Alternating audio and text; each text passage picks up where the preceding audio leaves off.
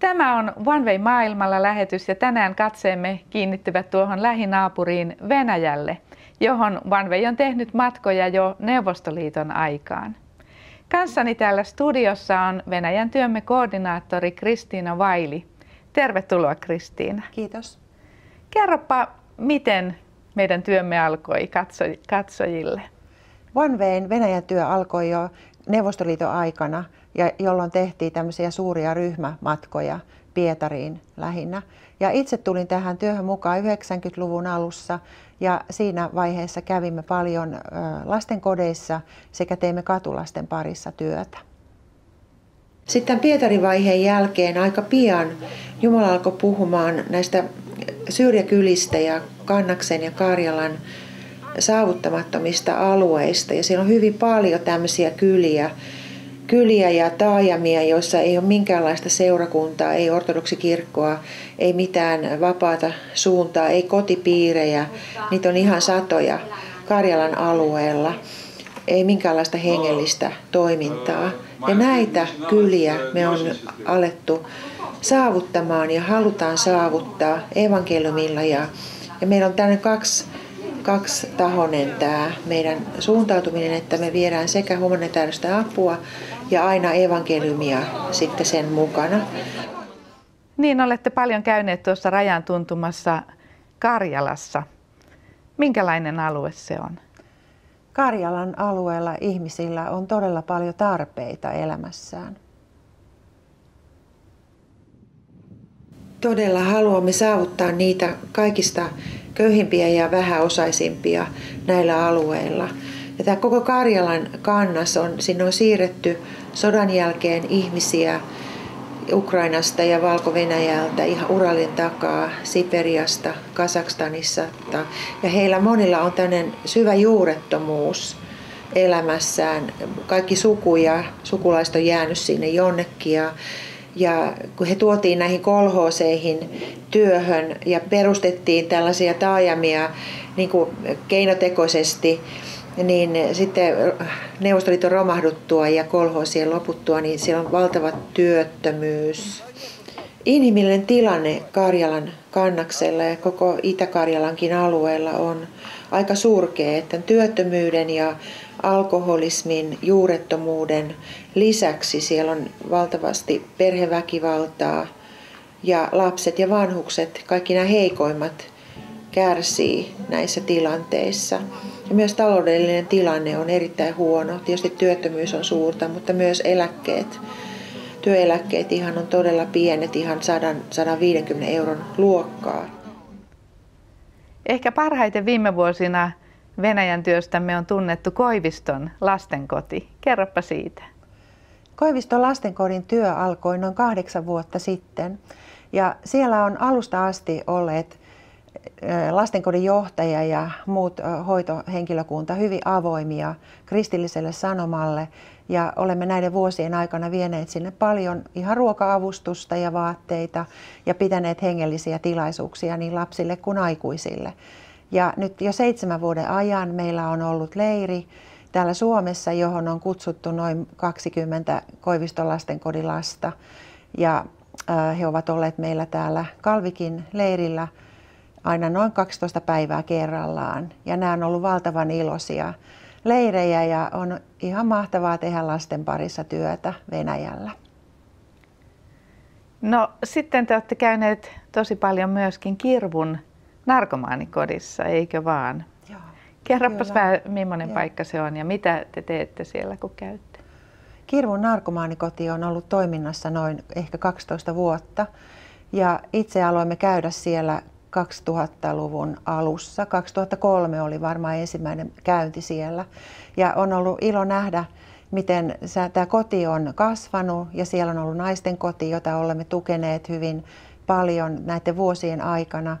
Ja käymme siellä melkein joka matkalla Venäjällä viemässä ihan tarvikkeita sahoista ja työkaluista alkaen ja myöskin pidämme hengellisiä tilaisuuksia ja meillä on syntynyt oikein ihana yhteys heidän kanssaan ja on todella ihanaa, että saa tukea tämmöistä työtä.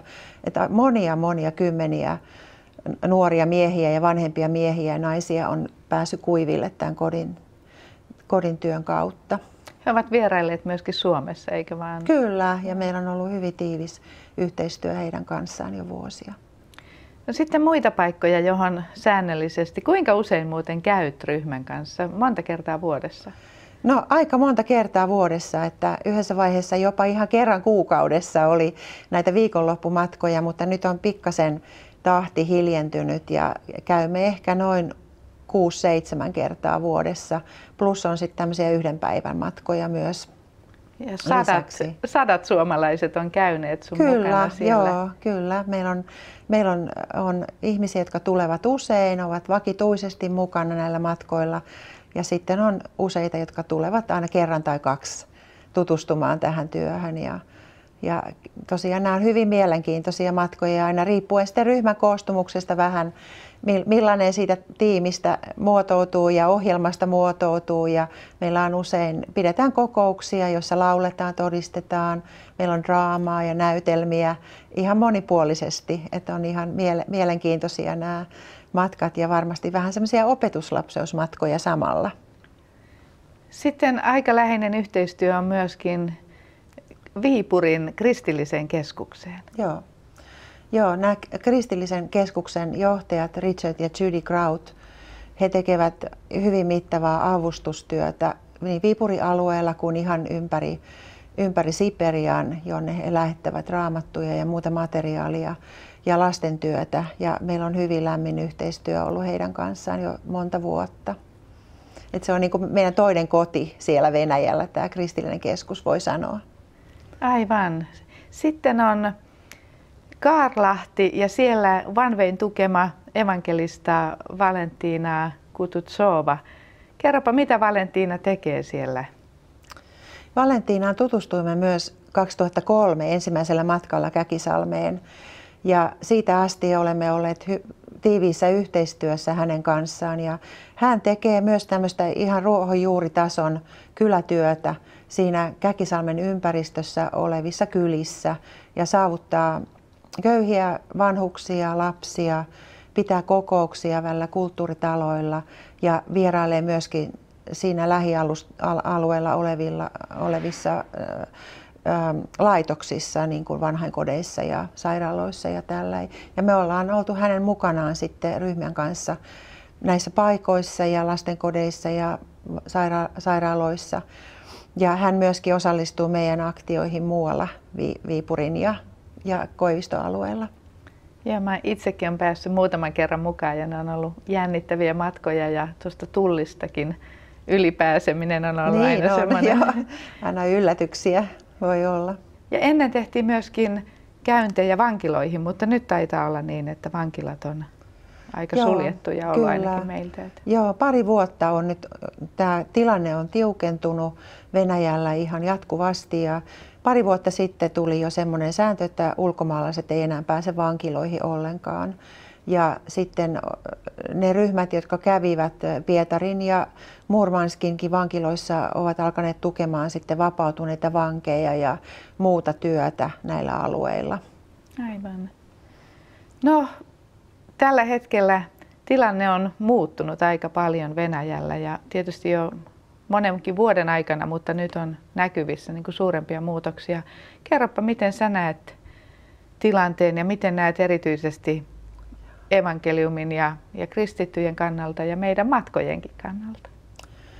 Joo, tänä päivänä syksyllä 2014 niin on kyllä huomattavissa huolestuttavia merkkejä ja ennen kaikkea vapaiden suuntien ja evankelikaalisten seurakuntien työtä ollaan rajoittamassa aika voimakkaasti.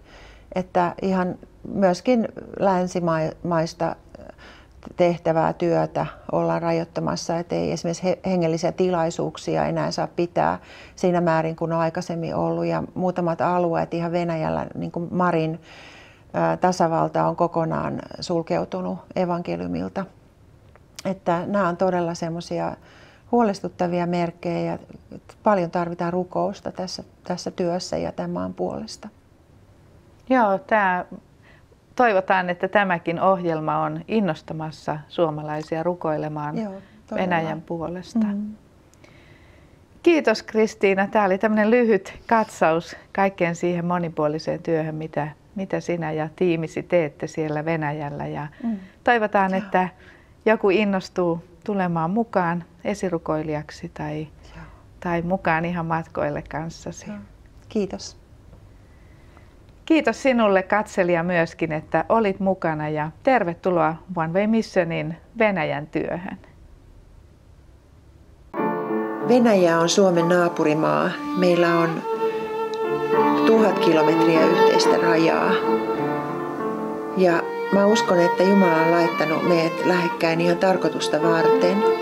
Me ollaan Suomessa saatu valtavia siunauksia Herralta viime vuosikymmenien aikana ja uskon, että Jumala haluaa käyttää Suomea ja suomalaisia viemään evankeliumin siunausta meidän itänaapuriin.